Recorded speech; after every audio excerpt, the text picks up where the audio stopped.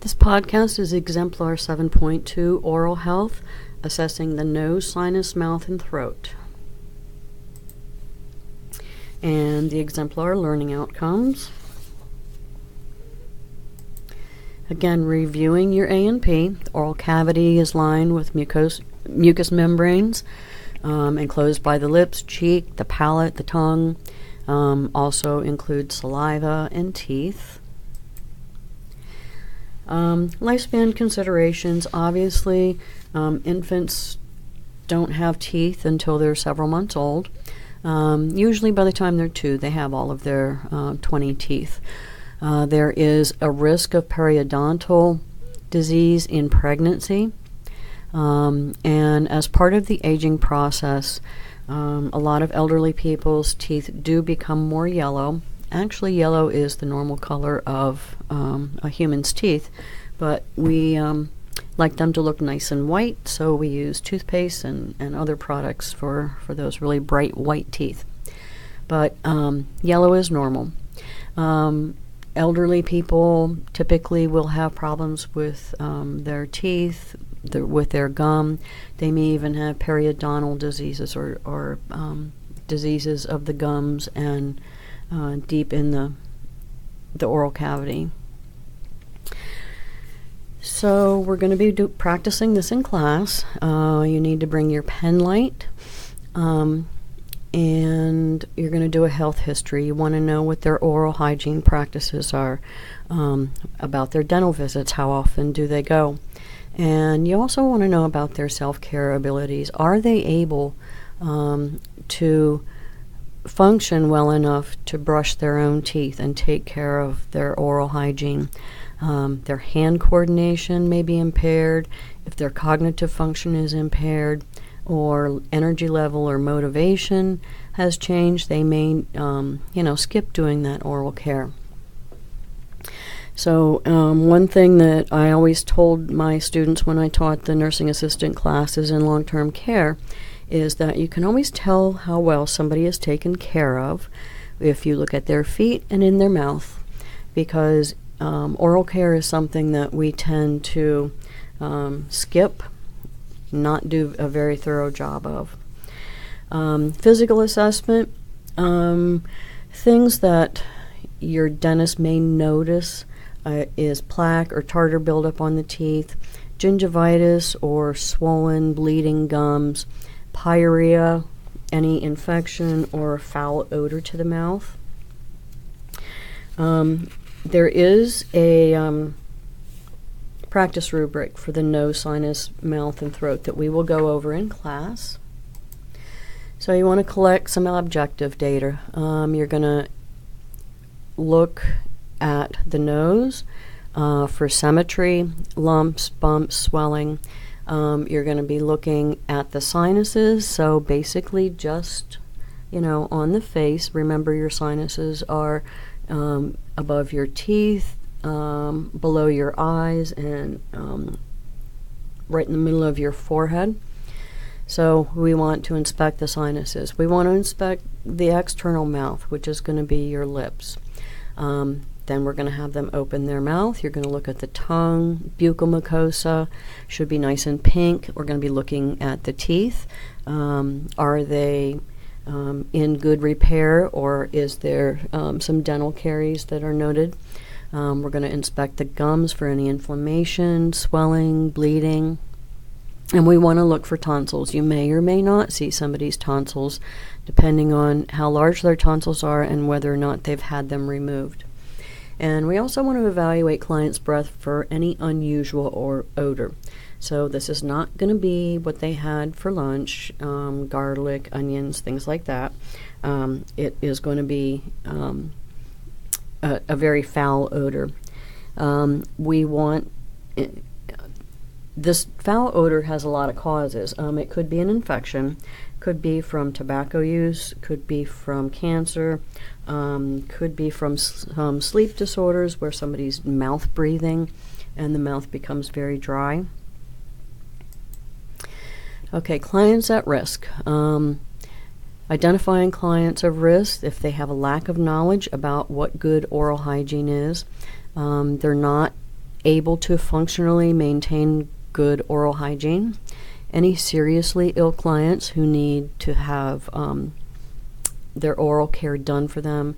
Confused clients, they're not, they may be very resistant to having somebody perform oral care for them. And comatose clients, these are the people that we do have to make sure we're doing oral care on consistently. And even though somebody appears very healthy, they may be at risk. Inadequate nutrition can lead to poor oral health. Lack of money, insurance, will keep some people from seeking care if they have problems, oral problems. If there's a family history of periodontal disease, older adults who eat a lot of salty and sugary foods, that's going to lead to more dental caries.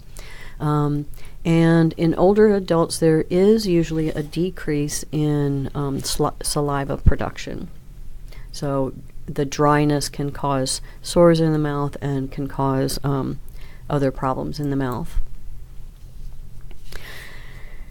So identifying clients at risks. A dry mouth, like I said, can be aggravated by poor fluid intake, by smoking, alcohol use, salt, sugar, anxiety, some medications, some chemotherapies, any radiation to the head and the neck.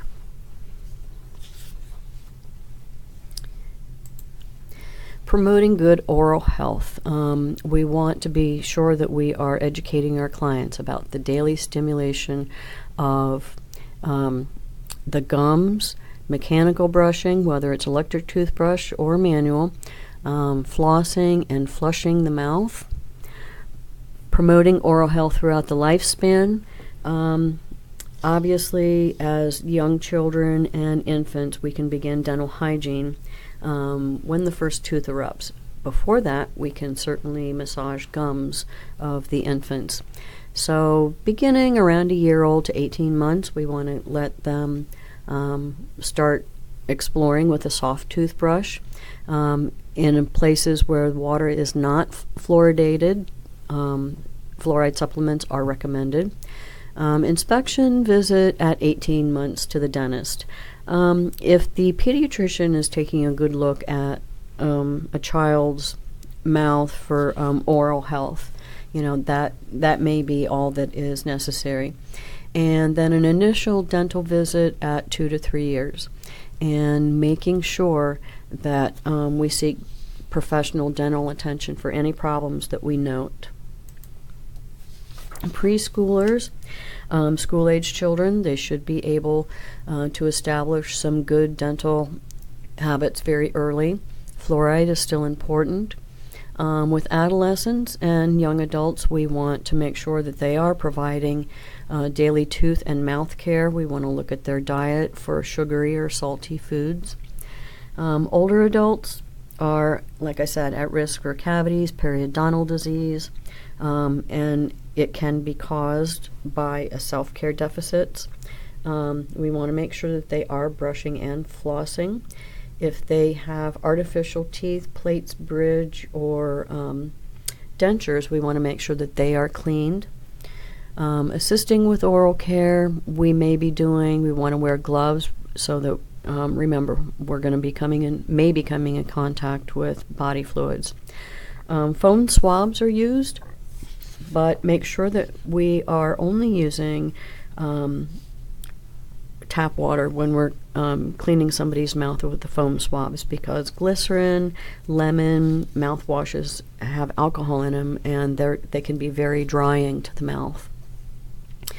Making sure that we're providing privacy in cleaning artificial teeth also. So promoting oral health, any debilitated or unconscious client, we want to make sure that we are cleaning the oral mucosa and the tongue, not just the teeth. Mouth tends to become very dry. If there is any tooth decay or infections, they needs to be taken care of as soon as possible. One thing I like to remind patients is that the teeth being in the head are very close to the brain, and when there is an infection, it can spread very quickly. So we want to make sure that we're taking care of any problems ASAP.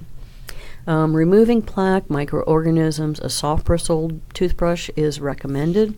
Oral swabs, water-soluble moisturizers can also be used.